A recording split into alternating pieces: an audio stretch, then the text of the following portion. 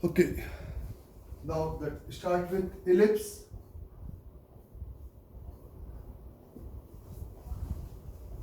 The definition one अगर अपन लिखते हैं इलिप्स की तो सिंपली इस तरह से डिफाइन करते हैं the locus of a point whose ratio of distance from fixed point to the distance from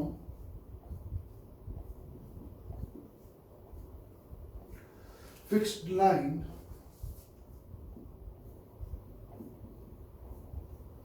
is an constant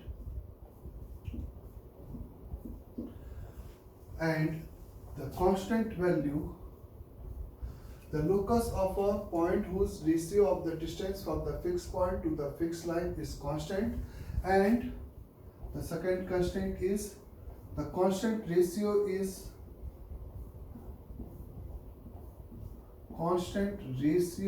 is lie between 0 to 1 and इसके अलावा third constant is the fixed point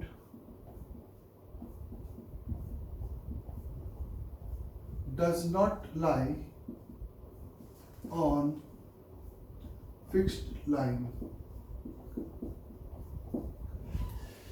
तो हम उस point के locus को ellipse नाम देते हैं, उस पॉइंट के लोकस को इलिप्स नाम देते हैं जिसका इज अ फिक्स पॉइंट से डिस्टेंस और फिक्स लाइन से डिस्टेंस का जो रेशियो है वो एक कांस्टेंट होता है और the constant ratio is lie between, लेकिन क्या होना चाहिए 0 से 1 होना चाहिए और वो जो फिक्स पॉइंट है वो उस लाइन पे लाई नहीं करना चाहिए।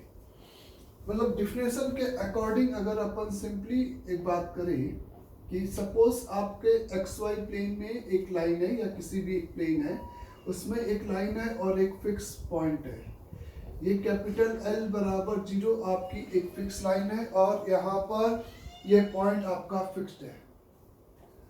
हम ऐसे सभी पॉइंट्स की बात कर रहे हैं जिसका इस फिक्स पॉइंट से जो डिस्टेंस है और इस फिक्स लाइन से जो डिस्टेंस है उसका ये जो रेशियो है इस लाइन का और इस लाइन का वो क्या है, एक कांस्टेंट है।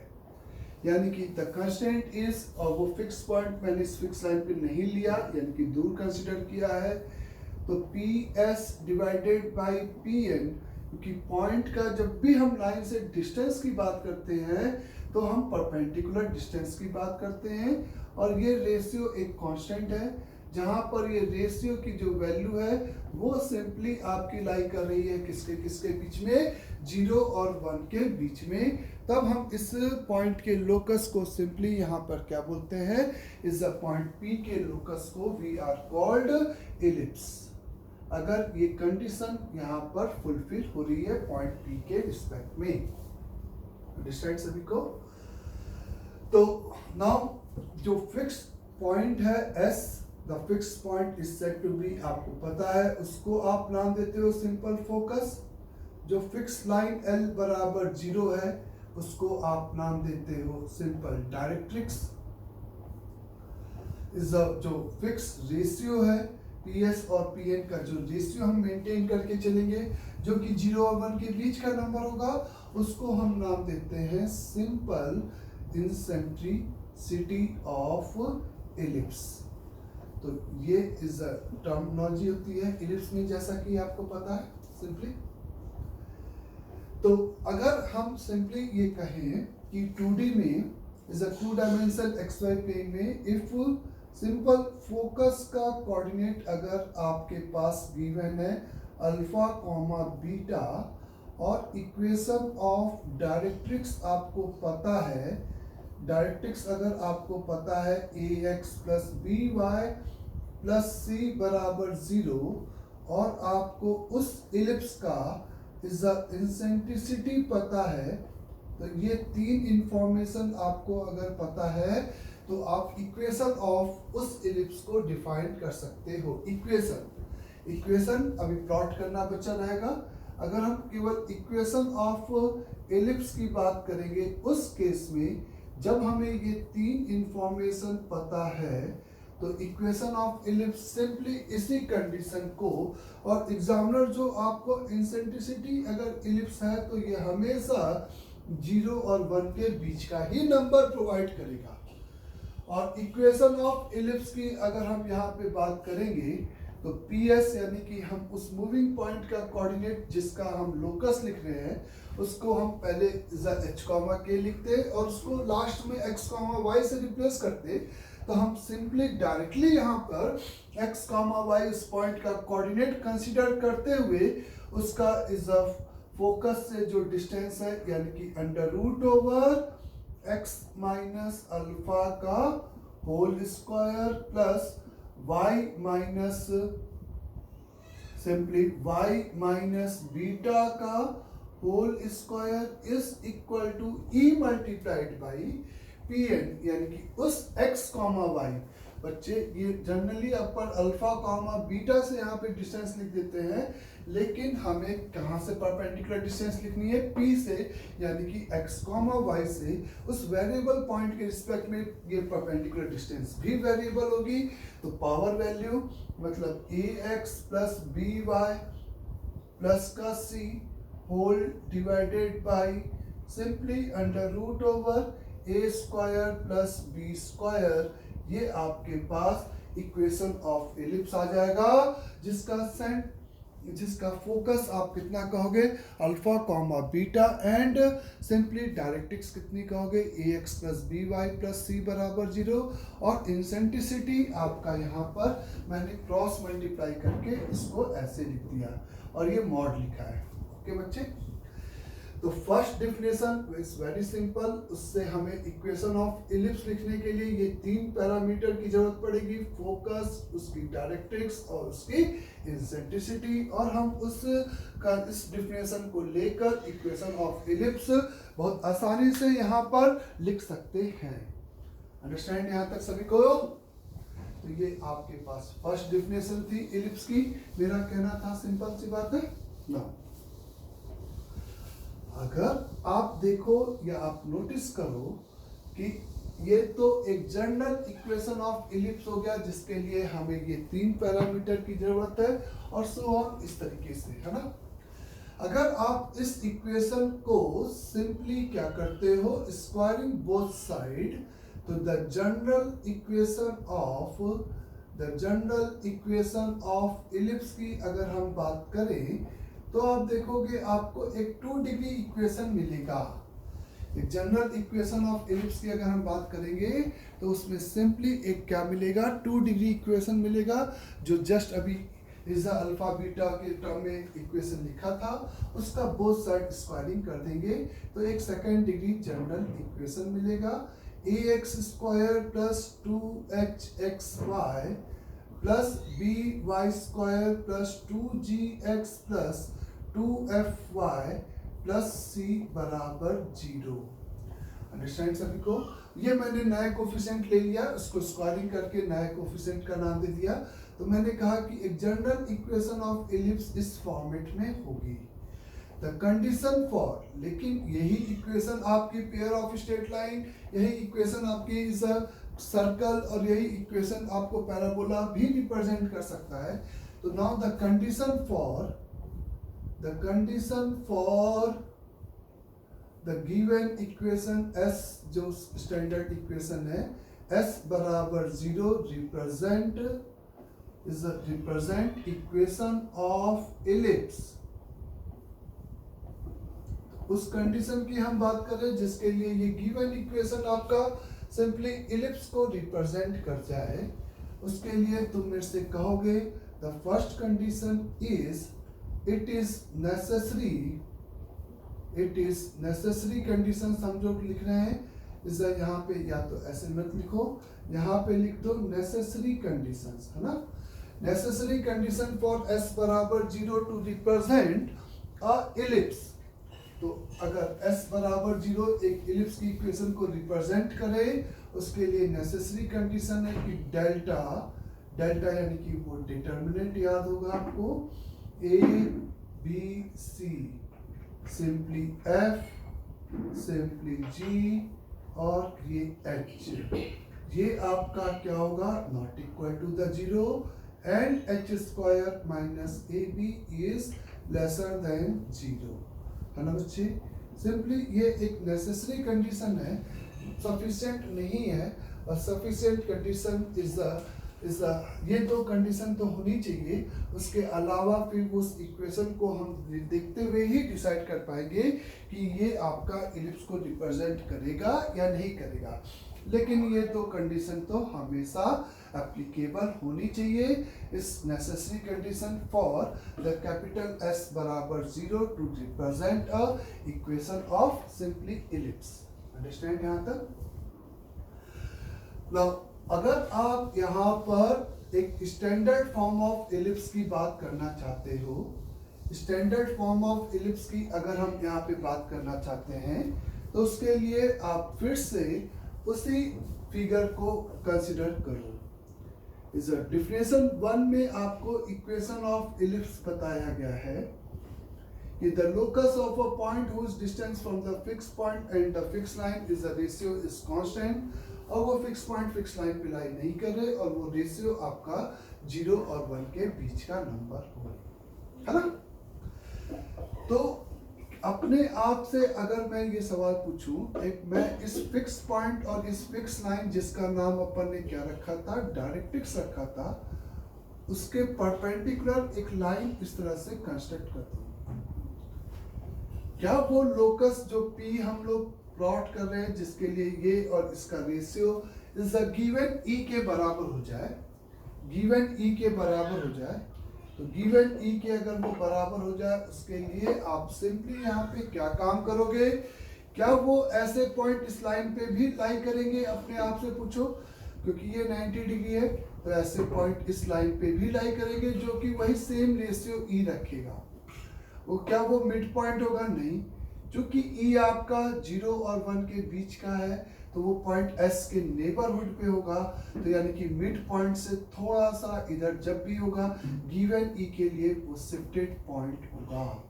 तो ये एक पॉइंट जरूर ऐसा इस फिगर में आपको प्लॉट होगा जहां से लोकस हमेशा पासेस थ्रू होगा गिवन वैल्यू ऑफ E के लिए, और E इस तरह से कोई आर्बिट्री पॉइंट नहीं होगा A, और वो A ऐसा पॉइंट होगा जो कि AS is equal to E times of is AN ही मान लेते हैं, AN को क्या करेगा, सेटिस्फाइड करेगा।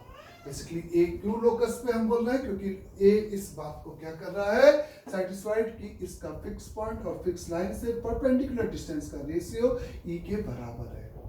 इस लाइन पे एक इंटरनल डिवीजन वाला पॉइंट इस रेशियो को मेंटेन करेगा, उसके अलावा एक और पॉइंट होगा जो कि S और N को E/1 के रेशियो में एक्सटर्नली डिवाइड करने वाला पॉइंट होगा, जहां से भी लोकस हमेशा क्या करेगा, पासेस थ्रू होगा, और वो इज चूंकि PS छोटा है PN से, तो वो एक्सटर्नल डिवीजन पॉइंट S की तरफ होगा, और B अगर उस पॉइंट को हम नाम दे रहे हैं, तो B आपका बेसिकली BS की जो वैल्यू है वो E मल्टीपल ऑफ BN के बराबर होगी। BS का value simply E multiple of BN के बराबर यहाँ पर होगा। अंडरस्टैंड यहाँ तक सभी को। इसके अलावा अब मैंने क्या कंस्ट्रक्ट किया, इस एज्यूम कर लिया कि लेट यहाँ पर इस फिगर में C is the mid point of किसका है, AB का है, and the AC is equal to the BC is equal to small a। ये दो पैरामीटर मैंने यहाँ पे कंसीडर कर लिया कंस्ट्रक्शन करने के लिए कि A और B का जो मिड पॉइंट है वो सिंपली आपका यहाँ पर कितना है, C है, और यहाँ से लेकर यहाँ तक की जो लेंथ है वो भी A है, और मिड पॉइंट है तो ऑब्वियसली ये लेंथ भी यहाँ पर A है। ये क्लियर सभी को अच्छे से, इस फिगर में अच्छे से क्लियर हो गया। A क्या है माना, इस A और B जहां से लोकस पास कर रहा था, A और B, और वो पॉइंट कहाँ पे थे, फोकस से इस डायरेक्ट्रिक्स की परपेंडिकुलर लाइन पर इस पॉइंट थे A एंड B। नाउ इस रिलेशन को मैं सी के टर्म में अगर तोड़ दूं, भाई एस है तो इसको आप लिख सकते हो, इस डिस्टेंस को आप लिख सकते हो सी ए माइनस सी एन। भाई ये लेंथ लेनी है आपको यहां से यहां तक की, तो आप दिस माइनस दिस लिखोगे यहाँ पे, सॉरी, तो एस की वैल्यू, एस की जगह पे क्या रिप्लेस कर सकते हो, सी ए, यानी कि small A minus is a C S, ऐसा लिख सकते हो, is equal to E multiplied by A से एन तक का डिस्टेंस, यहां से यहां तक का डिस्टेंस कितना हो जाएगा, एस एन माइनस ए, एस एन माइनस ए।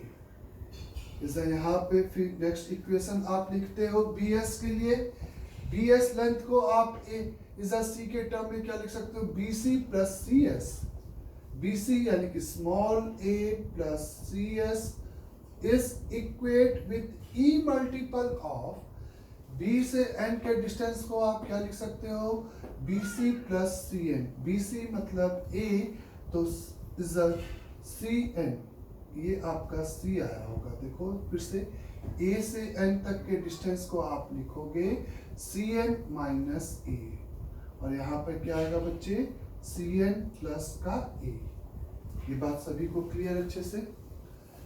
इन दो रिलेशन को सी के टर्म में लिखने पे फायदा क्या मिला कि जब मैंने इन दोनों को ऐड कर दिया तो 2a is equal to E multiple of 2cn आ गया, तो C से N का जो डिस्टेंस है वो आपका पर्टिकुलरली इस A और E के टर्म में, E क्या है वहां पे, उस इलिप्स की इंसेंट्रिसिटी है, तो Cn ये आ जाएगा, और पैरेलल में जब आप इसको इसमें से सब्ट्रैक्ट करोगे तो द 2CS, C से S का जो डिस्टेंस है वो आपका 2AE, यानी कि CS is equate with AE आ जाएगा। तो C से N का डिस्टेंस, यानी कि वो इलिप्स हमेशा इस लाइन सेगमेंट पे कहां से पास करेगा, इस A और B से पास करेगा, और इस डेरिवेशन से हमें केवल ये कंक्लूजन याद रखना है कि A और B जहां से वो पास कर रहा था, C अगर उसका मिड पॉइंट है और ये A लेंथ है, तो C से लेकर S तक का जो डिस्टेंस होगा वो आपका AE हो जाएगा, और यहाँ पर आपका C से लेकर N तक का जो डिस्टेंस होगा वो आपका A अपॉन E हो जाएगा। ये बात आपको समझ में आ रही है बच्चे मेरे, ये बात आपको अच्छे से समझ में आ रही है क्या, कि मैंने क्या बोला, C से S का, S वो फिक्स पॉइंट था यानी कि फोकस था, और C से N का डायरेक्ट्रिक्स का परपेंडिकुलर डिस्टेंस हमेशा A बाई E होगा। तो वो अगर अब नाउ एक simplified ellipse equation of ellipse निकालने के लिए, इक्वेशन निकालने के लिए अब नाउ इसी फिगर में हम लोग क्या डिफाइन करें, coordinate geometry. Now the coordinate geometry आप कैसे डिफाइन करो, मतलब कोऑर्डिनेट ज्योमेट्री मतलब एक्सिस। तो सिंपली अगर मैं C से इस वर्टिकल लाइन को एज अ यहाँ पर क्या कंसिडर कर लूं, y एक्सिस कंसिडर कर लूं, और इस हॉरिजॉन्टल लाइन को as a x axis consider कर लूं। इस वर्टिकल लाइन C से जो वर्टिकल लाइन थी उसको मैंने y एक्सिस, और ABC से मिलाने वाली लाइन को सिंपली यहाँ पर मैंने x एक्सिस कंसिडर कर लिया। तो इस नए रिफरेंस के रिस्पेक्ट में ऑब्वियस है कि C का जो कोऑर्डिनेट है वो यहाँ पे कितना हो जाएगा, 0,0, और इस रिफरेंस के रिस्पेक्ट में अगर आपको इक्वेशन ऑफ इलिप्स चाहिए तो फर्स्ट डेफिनेशन ऑफ इलिप्स लगाने के लिए आपको क्या क्या जरूरत है, इंसेंट्रिसिटी जो कि E गिवन है, आपको फोकस का कोऑर्डिनेट और इक्वेशन ऑफ डायरेक्ट्रिक्स की जरूरत है। अगर ये 0,0 हो गया, अगर A डिस्टेंस है, तो इस फिगर में S का जो कोऑर्डिनेट है वो सिंपली -AE,0 हो गया। इस A का जो कोऑर्डिनेट है वो इस फिगर में -A,0 हो गया, और B का जो कोऑर्डिनेट है वो A,0 हो गया। चूंकि C से N का जो डिस्टेंस है वो A बाई E है, और चूंकि ये लाइन वर्टिकल है तो इस लाइन का equation x is equate with minus का A अपॉन E हो गया। तो इस रेफरेंस के हिसाब से अपने आप से पूछो कि फोकस का कोऑर्डिनेट क्या है। तो फोकस का कोऑर्डिनेट यहाँ पर आपको कितना मिल रहा है, -AE, 0। आपने डायरेक्ट्रिक्स की बात करें तो डायरेक्ट्रिक्स का इक्वेशन आपको यहाँ पे क्या मिल रहा है, x is equate with -A/E, और स्मॉल e आपका आपने शुरुआत से ही इंसेंट्रिसिटी लेके चला है।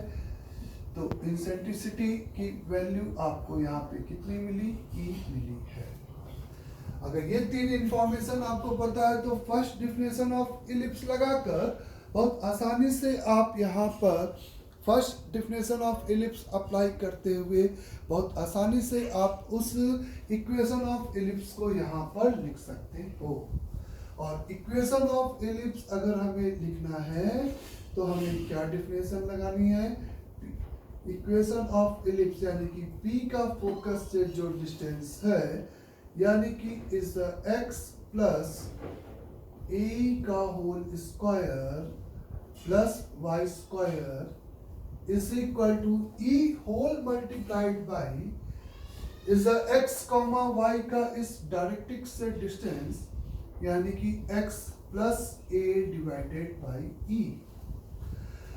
Now the both side अगर आप इसी इक्वेशन को स्क्वायरिंग करके वो सेकंड डिग्री इक्वेशन निकालते हो तो आपको यहाँ पर x square plus a square e square plus 2aex plus का y स्क्वायर इस इक्वेट विथ इधर साइड स्क्वायरिंग करते हो e square x square plus a square plus का 2aex ये आ जाएगा। तो 2aex और 2aex कैंसिल हो जाएगा। x स्क्वायर को इधर कॉमन निकालोगे 1 minus e square whole multiplied by x square plus y square is equate with a square into 1 minus का e स्क्वायर। ऐसा आपको इक्वेशन मिलेगा जिसमें इस कांस्टेंट टर्म से जब आप इसको डिवाइड करोगे तो x square upon a square plus y square upon a square into 1 minus का e square is equate with 1। तो फाइनली इस डिफरेंस के इस फिगर में आपको एक सिंप्लीफाइड इक्वेशन ऑफ क्या मिल गया, एलिप्स मिल गया। अब एक नया पैरामीटर की 1 माइनस ई स्क्वायर बच्चे हमेशा पॉजिटिव होगा, ए स्क्वायर पॉजिटिव है तो ये रेशियो हमेशा पॉजिटिव होगा।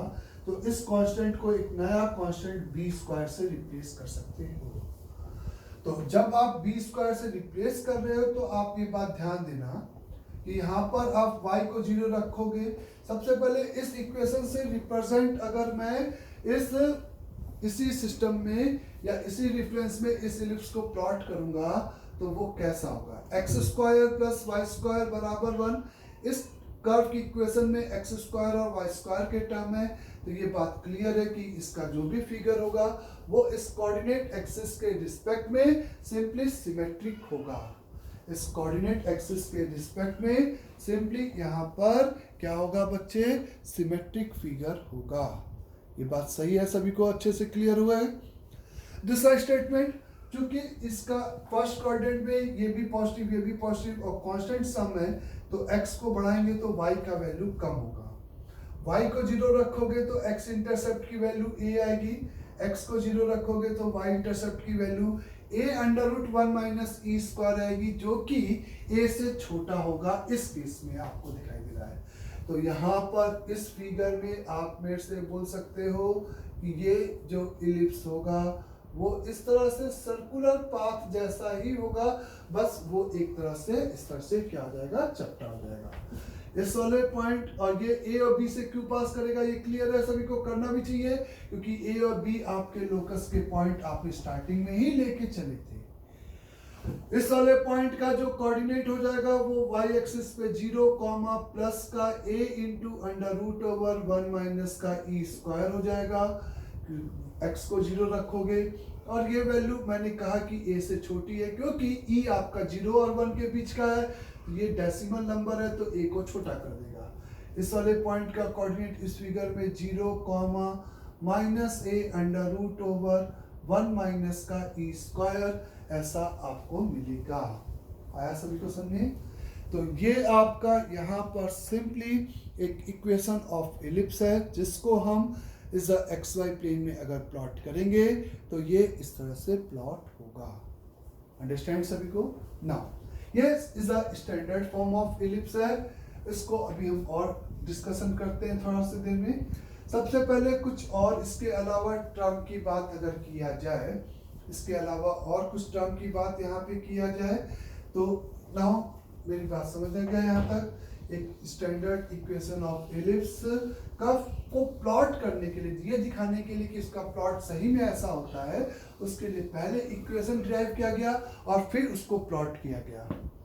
अंडरस्टैंड यहाँ तक सभी को? नाउ सबसे पहले अगर मैं आपसे कहता हूं कि इस फिगर को आप फिर से खाली फिगर प्लॉट कर रहे हो, ये आपने यहाँ पे इस तरह से कोऑर्डिनेट एक्सिस या दो लाइन ले रखी थी। आपको ये तो पता ही है कि कर्व को शिफ्ट करने पर उसकी इक्वेशन चेंज हो जाती है ना, लेकिन लेंथ का रेशियो या लेंथ दो पॉइंट्स के बीच का जो डिस्टेंस है वो अभी भी सेम रहता है। क्लियर यहाँ तक सभी को? इसको अपना S1 और N1 सबसे पहले। तो चूंकि ये ग्राफ आपने देखा कि y एक्सिस के अबाउट सिमेट्रिक है, y एक्सिस के अबाउट सिमेट्रिक है और x एक्सिस के अबाउट या सिमेट्रिक है, तो इस लाइन इसको आप A बोलते हो, ये पॉइंट B था, ये मिड पॉइंट C था। इस लेंथ को फिगर में आपने अभी तक A कंसिडर किया था। इस लेंथ की अगर बात करें तो ये फिगर कहीं पे भी चला जाए, ये अगर लेंथ A है, ये सबसे पहले अगर A है तो ये आपका कितना है? AE है, और ये यहाँ पर कितना है? A/E है। ये तय हुआ था। फिर उसके बाद ये तय हुआ था कि इसका इक्वेशन जो कि अपन ने निकाला था। नाउ अब मेरा सिंपल सा ये कहना है कि ये जो लाइन जिसके अबाउट, ये दो लाइन के अबाउट सिमेट्रिक है बेसिकली, एक बड़ी और ये लाइन, और ये जो AB है और ये जो CD है, इसमें इस बड़ी वाली लाइन जिसके अबाउट ये सिमेट्रिक है, उसको अपन नाम देते हैं सिंपल मेजर एक्सिस। क्या नाम देते हैं? Major axis. यहाँ पे x एक्सिस इस फिगर में मेजर एक्सिस है, लेकिन हम इस irrespective of coordinate axis term की बात कर रहे हैं। अंडरस्टैंड सभी को? इस लाइन को इस फिगर में आप क्या नाम दोगे? Simply is a minor axis. ये लाइन आपकी क्या कहलाएगी? Minor axis. वो लाइन जिसके अबाउट इज द एलिप्स आपस, वो कॉर्ड जिसके अबाउट एलिप्स क्या है? सिमेट्रिक है, फोल्डेबल है, और वो सेंटर से पास करने वाली छोटी लाइन है, छोटी लाइन सेगमेंट है। इसको इसलिए माइनर, इसको मेजर। अंडरस्टैंड सभी को? नाउ सेकेंड स्टेटमेंट इज इसको हम लोग एक ऐसी कॉर्ड जो कि फोकस से पास करती थी और 90 डिग्री टू द इसके होती थी, इस कॉर्ड को हम लोग यहाँ पर क्या नाम देते थे? Is simply latus rectum. तो ये आपकी इज अ कॉर्ड जो कि फोकस से और इज अ डायरेक्ट्रिक्स के पैरेलल होती थी, उसको आप नाम देते थे इज अ लेटस रेक्टम। अगर इस लेटस रेक्टम की लेंथ अपन ने PQ अज्यूम कर ली, तो चूंकि P आपका कहाँ पे लाई कर रहा है बच्चे? इस एलिप्स पे लाई कर रहा है, तो मेरा सिंपल सा कहना है कि इस फिगर में PS1 is equate with E multiplied by ये लेंथ के बराबर होगा कि नहीं होगा? ये बात आप फील कर सकते हो, क्योंकि पॉइंट अगर एलिप्स पे लाई कर रहा है तो फर्स्ट डिफिनेशन ऑफ एलिप्स को तो हमेशा ही सेटिस्फाइड करेगा। और ये लेंथ अगर हमें लिखनी है तो आपको ये दिखाई दे रहा है कि ये यहाँ से लेकर यहाँ तक की लेंथ कितनी है? A/E। उसमें आप A को घटा दोगे तो A divided by E minus A common निकाल दो और E को अंदर ले जाओ, तो PS1 is equate with A multiplied by simply 1 minus का E स्क्वायर आ जाएगा। तो ये तो PS1 हुआ, और चूंकि ये फिगर इस मेजर एक्सिस के अबाउट इस एलिप्स सिमेट्रिक है, तो PS1 और QS1 बराबर होंगे, तो PQ का वैल्यू यहाँ पर 2a इंटू 1 माइनस का ई स्क्वायर होगा, और यही लेंथ आपकी यहां पर क्या कहलाएगी, लेंथ ऑफ क्या कहलाएगा, latus rectum. L dot R लिख दूं, उसको आप फुल फॉर्म में लिख लेना, latus rectum. The length of the lattice rectum PQ is equal to the length is 2a into under root over 1 minus e square। Basically ये आपकी length of simply यहाँ पे क्या कहलाएगी, lattice rectum कहलाएगी। अंडरस्टैंड। इसमें दूसरा स्टेटमेंट ये मैंने बोला कि चूंकि ये आप देख रहे हो कि इलिप्स इस लाइन के अबाउट सिमेट्रिक है, चूंकि इलिप्स इस लाइन के अबाउट सिमेट्रिक है, तो यहाँ पर आपके पास इस सिमेट्रिक है, तो इस फोकस और इसको डायरेक्ट्रिक्स लेकर, इसको फोकस और इस लाइन को डायरेक्ट्रिक्स और इंसेंट्रिसिटी ई कंसीडर करते हुए हम लोग के पास ये इलिप्टिकल पाथ यहाँ पे प्लॉट हुआ है। तो सिमिलरली अगर उतने ही डिस्टेंस पे मैं इसको फोकस, ऐसा तो है नहीं कि इसको फोकस इसको डायरेक्ट्रिक्स लेके केवल इस सेमी इलिप्टिकल पाथ है, पूरा इलिप्टिकल पाथ आपका प्लॉट हुआ है। तो सिमिलरली इसको फोकस और उतने ही डिस्टेंस पे n2 इसको डायरेक्ट्रिक्स लेते हुए, मतलब कितने डिस्टेंस पे, C से A इधर और C से A बाई E इधर, तो इसको फोकस लेते हुए हम लोग कह सकते हैं कि आपका यही सेम इलिप्टिकल पाथ यहाँ पे प्लॉट होगा। यानी कि कोई भी पॉइंट P जो कि इस इलिप्स पे लाई कर रहा है, कोई भी पॉइंट P जो कि इस इलिप्स पे क्या कर रहा है, लाई कर रहा है, उस पॉइंट के लिए तुम कह सकते हो कि PS2 की जो वैल्यू है, PS2 यानी कि उसका किससे डिस्टेंस, फोकस से जो डिस्टेंस है, वो हमेशा E मल्टीपल ऑफ किससे डिस्टेंस होगा, P एंड मतलब P एंड इस डायरेक्ट्रिक्स से डिस्टेंस के बराबर होगा P एंड 2 के। तो यहाँ पर तुमको मैंने ये दिखाया कि कोई भी इलिप्टिकल पाथ दो इस तरह से लाइन के अबाउट सिमेट्रिक होता है सबसे पहले, और वो जो सिमेट्रिक होता है उसके लिए एक आपके पास ये फोकस है, एक फोकस S2 है। यानी कि किसी भी इलिप्स के पास एक two pair of focus and corresponding directrix होती है। कॉरस्पॉन्डिंग वर्ड क्यों अप्लाई किया मैंने, क्योंकि इसको फोकस और इसको डायरेक्ट्रिक्स लेने पर ये इलिप्स बनेगा, तो इसको फोकस और इसको डायरेक्ट्रिक्स लेने पे सेम इलिप्स बनेगा अगर सिमेट्रिक लेंथ पे लोगे तो, है ना, ये बात तो कॉमन सेंस है। ठीक है, इस तरीके से। तो चूंकि अगर कोई भी पॉइंट सही में इस इलिप्स पे चाहे कहीं पर भी हो, इट्स नॉट नेसेसरी कि वो कोई भी पॉइंट हो, तो PS1 की जो वैल्यू है वो हमेशा